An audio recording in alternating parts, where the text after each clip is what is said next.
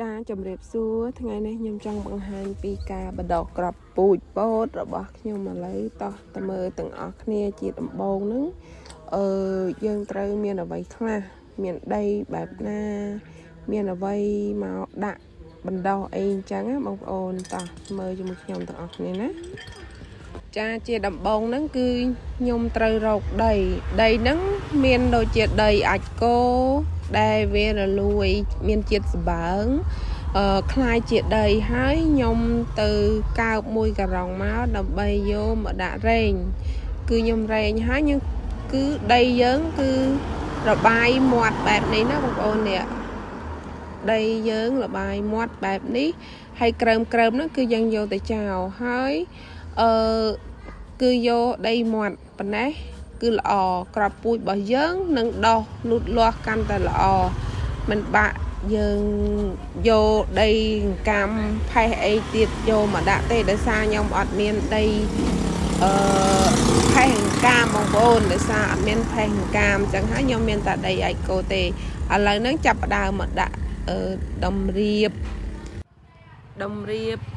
ខេងដើម្បីយើងដាក់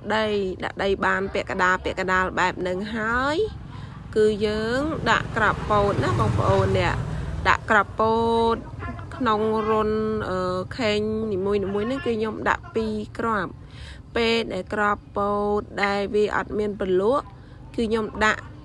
3ពេលដែលមានពលក់សអញ្ចឹងណាគឺខ្ញុំដាក់2គ្រាប់ទេពេលក្របពោតដែលអត់មានពលក់ហ្នឹងគឺដាក់3គ្រាប់ដើម្បីការពារកុំឲ្យវាហ្នឹងដុះដាច់អណ្ដៅនេះបងប្អូនពោតខ្ញុំបាន3យប់ដែលខ្ញុំដាក់ដីលុបហើយអីហើយបដោះហើយហ្នឹងគឺរយៈពេល3យប់គឺក្របពូជរបស់ខ្ញុំហ្នឹងគឺដុះបានប្រវែងហ្នឹងណាបងប្អូនគឺដុះល្អមែនតើអត់និយាយទៅក្នុងមួយខែហ្នឹងដាច់អណ្ដៅព្រមតែ2អណ្ដៅ3អណ្ដៅអីអស់ច្រើនហើយបងប្អូនដោយសារក្របពូជវាមិនងាយដុះគ្រប់ចំនួនដើមចំនួនក្របទេវាមានដាច់ខ្លះតែអណ្ដៅខ្លះទៅតែប្រលក់មក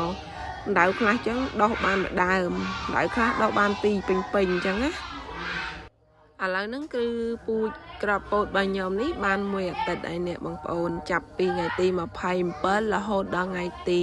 4គឺបាន7ថ្ងៃហើយបងប្អូនគឺអាចយកទៅដាំដុះបានហើយដោយសារតែភ្លៀងប្រហែលថ្ងៃនេះខ្ញុំអត់ទាន់អាចយកទៅដាំបានទេដោយសារតែដីវាចូលខ្លាំងពេកអញ្ចឹងខ្ញុំទុករយៈពេល 2-3 ថ្ងៃទៀតខ្ញុំនឹងយកទៅដាំបានអញ្ចឹងការលូតលាស់ពោតរបស់ខ្ញុំនឹងកំពុងតែលូតលាស់ល្អណាស់បងប្អូនអត់មានដាច់អណ្ដៅប្រហែលទេដាច់តិចណាស់បងប្អូននៅនេះឃើញទេពោតដែលខ្ញុំបដោះថ្ងៃមុនហ្នឹងក្របពូជដែលខ្ញុំដាក់ថ្ងៃមុនហ្នឹងគឺដោះមកបានប្រវែងហ្នឹងហើយនេះបងប្អូនឃើញទេមាន2ដើម